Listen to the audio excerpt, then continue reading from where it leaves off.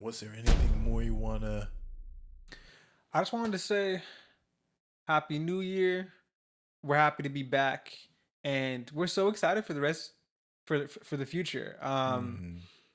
There's been like four folks I've known personally this last year that gave their life to Jesus, and I know there's going to be so much more in our regular lives individually, but also through this platform, and not four more, but I know Mm-hmm. there's going to be a lot more, Mm-hmm. and I'm just excited for it. Yeah, Yeah, definitely. we love you guys, and that's why we do this, man. Yeah. Um, we want to put Christ in the forefront, let you guys know how much He loves you. Mm-hmm. Um, the difference between I saw something come up in my feed this week, which is like, how is Christianity different from other religions? And one of them I could really think of, like, I thought of some really like long drawn out one, like explanations for it, but this is one of the main ones. Is that most other religions will tell you, do this and you will draw closer to God. Do this and you will be God. Do this and this will happen. The Bible talks about the great lengths that God took to be with us Mm. and what He did to make us right before Him. Yeah.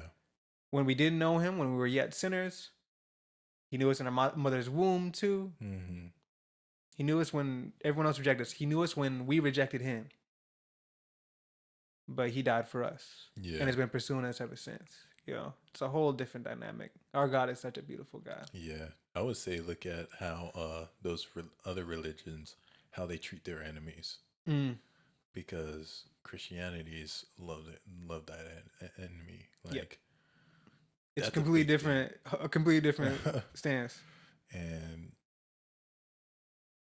I don't know any other religion out there that would promote that loving your enemy, forgiving your enemy, and that's the main thing Rob Schneider focused on about him in his previous life, how he wasn't forgiving and him like working through that and learning how to forgive his enemies and or at least who he thought was his enemies Yeah, and um because for me I don't really believe in like these people being my enemy, yeah. you know?